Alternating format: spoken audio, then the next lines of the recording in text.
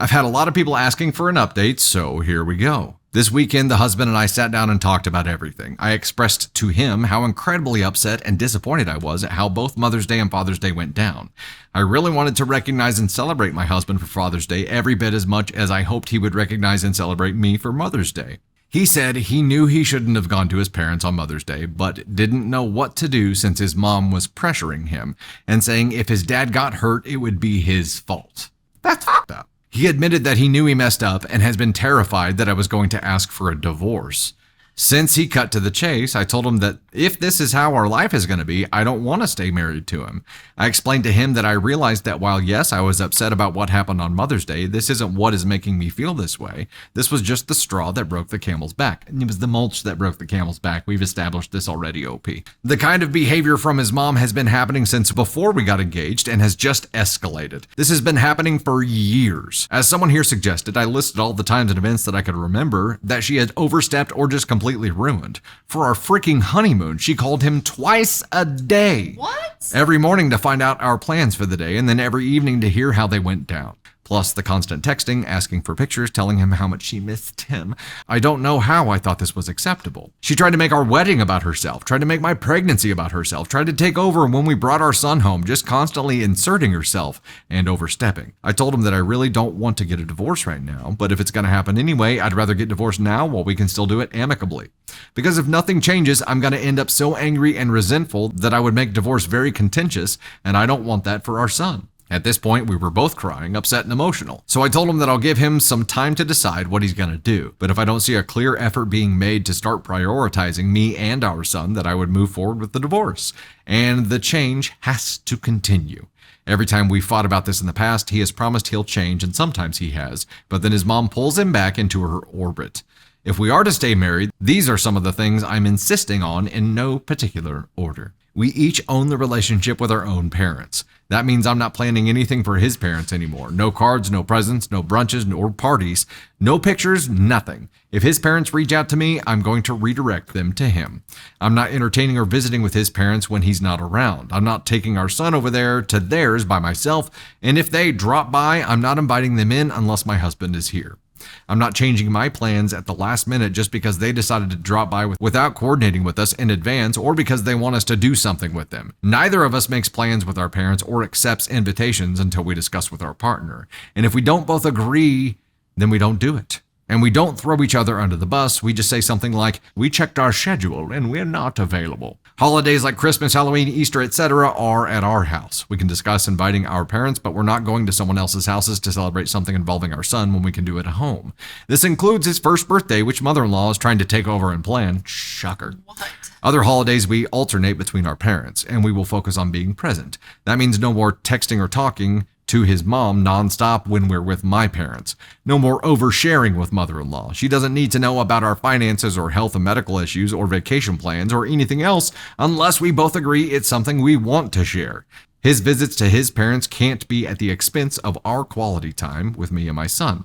I don't mind him visiting his parents, but he's over there a couple of times a week. We are his immediate family now, and we should get priority.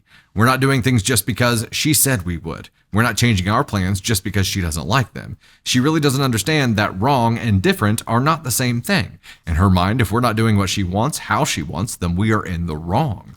He needs to go to therapy with someone specializing in enmeshment. And we need to start going to couples therapy. I didn't even realize I had so much pent-up resentment that I can't look at my husband the same anymore. I'm just angry at him all the time, and I hate being this way.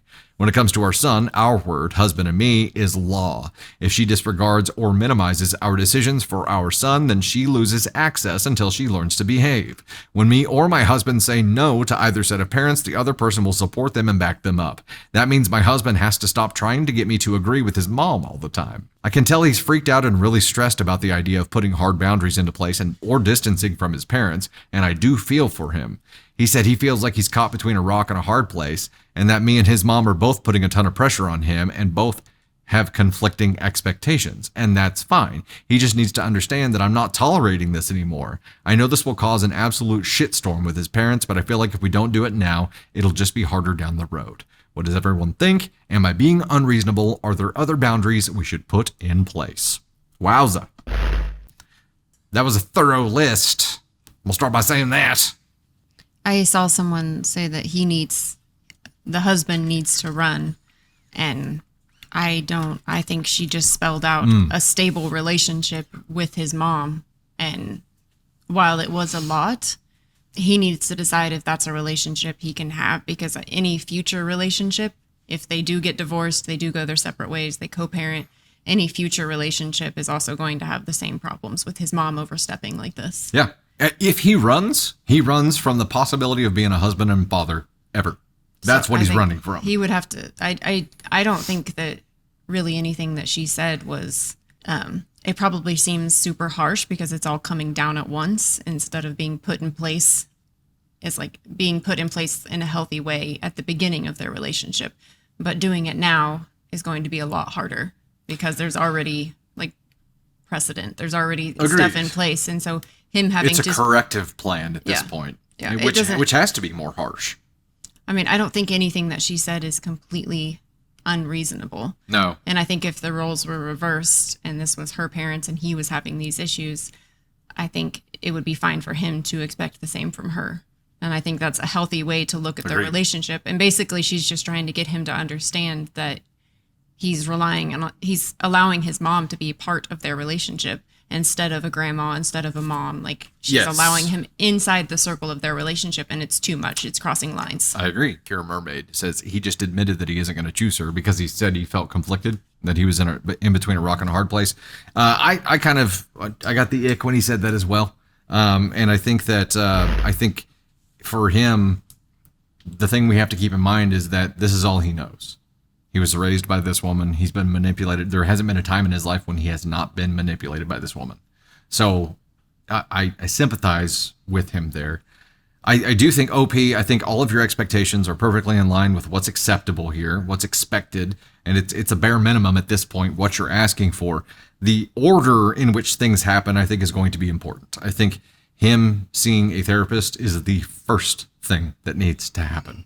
And if he takes this list of here are the expectations, this therapist can help him work through that and understand why it's needed and even help him implement those.